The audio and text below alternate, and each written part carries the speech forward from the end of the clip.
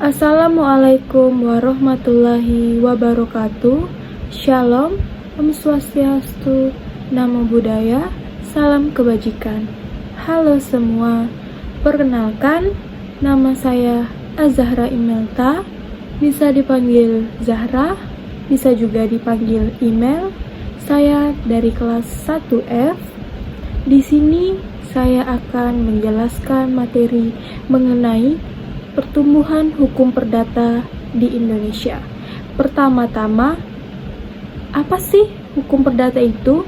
Hukum perdata adalah hukum yang mengatur hubungan antara perseorangan yang memiliki karakter mengatur dengan tujuan melindungi kepentingan individu atau dikenal dengan individual interest. Secara yuridis formal, KUHP Perdata terdiri dari 4 buku, yaitu buku yang pertama mengatur tentang orang, mulai pasal 1 sampai dengan 498. Buku kedua mengatur tentang benda atau dikenal dengan Vonzaken, mulai pasal 499 sampai dengan 1232. Buku ketiga mengatur tentang perikatan, mulai pasal 1233 sampai dengan 1864. Dan buku keempat mengatur tentang pembuktian dan kadaluarsa, mulai pasal 1865 sampai dengan 1933. Namun, berdasarkan sistematika ilmu hukum, sistematika hukum perdata terbagi atas hukum perorangan, personerschaft, bagian kedua tentang hukum keluarga, bagian ketiga tentang hukum harta kekayaan, dan bagian keempat tentang hukum waris.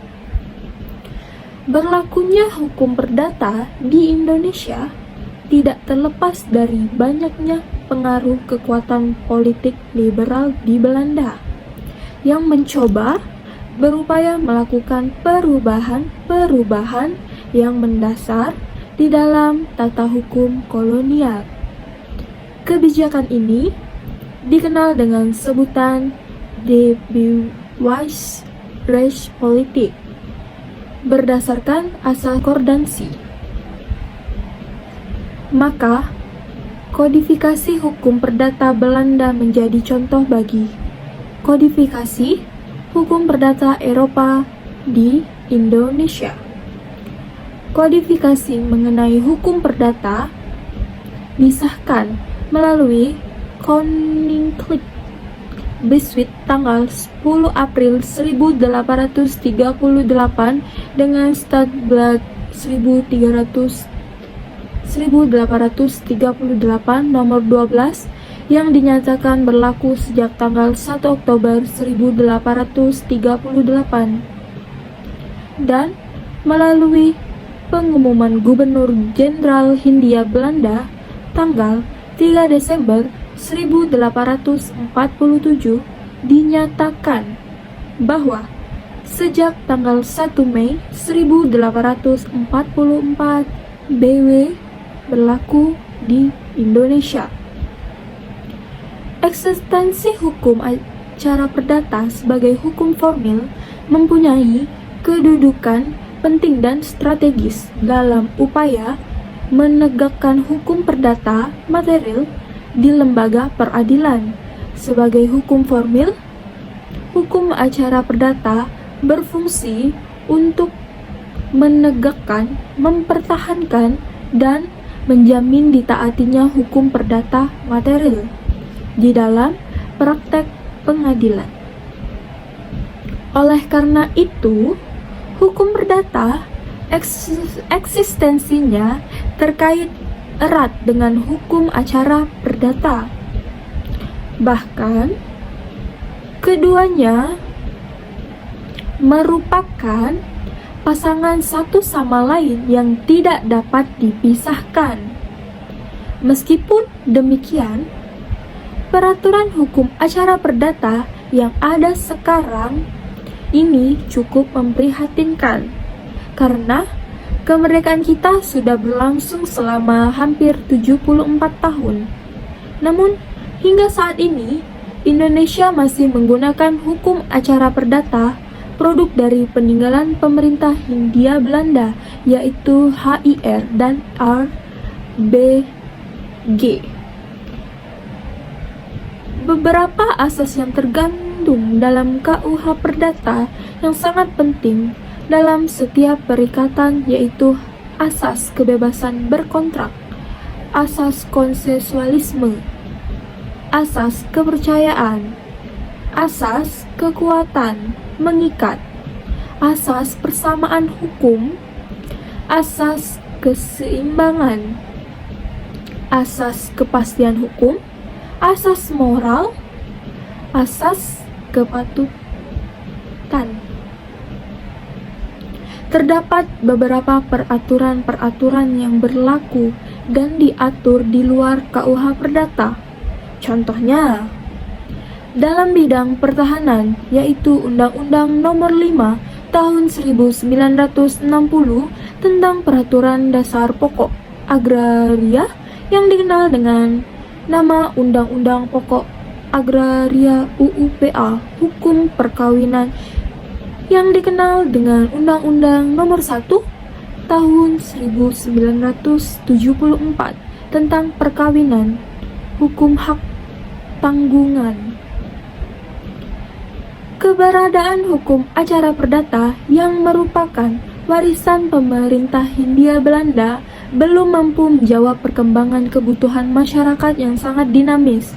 Upaya untuk menjawab kebutuhan masyarakat atas keberadaan hukum acara perdata telah dilakukan melalui pengaturan yang tersebar di beberapa undang-undang, antara lain seperti Undang-Undang Nomor 48 Tahun 2009 tentang Kekuasaan Kehakiman dan Undang-Undang Nomor 14 Tahun 1985 tentang Mahkamah Agung sebagaimana diubah dengan Undang-Undang Nomor 5 Tahun 2004 dan terakhir diubah dengan Undang-Undang Nomor 3 Tahun 2009.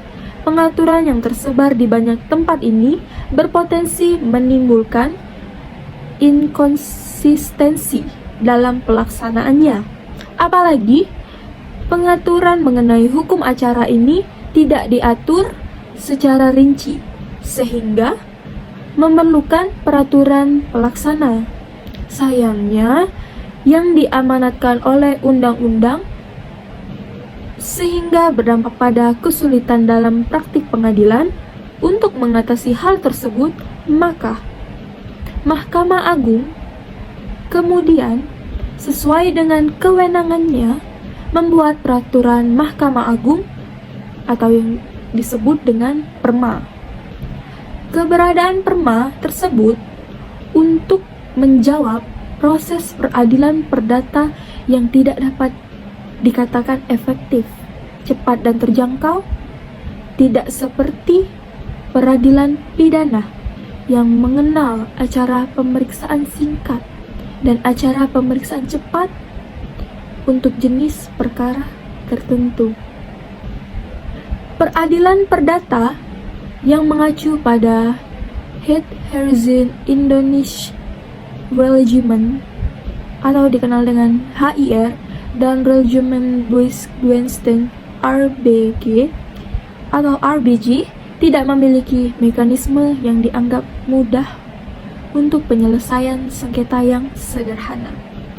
Kondisi tersebut berdampak pada minimnya jumlah perkara perdata yang masuk dari sejumlah 3.466.006 perkara yang masuk di pengadilan tingkat pertama. Hanya terdapat 39.279 gugatan yang diajukan atau sekitar 1,13% dari keseluruhan perkara yang ditangani oleh pengadilan tingkat pertama.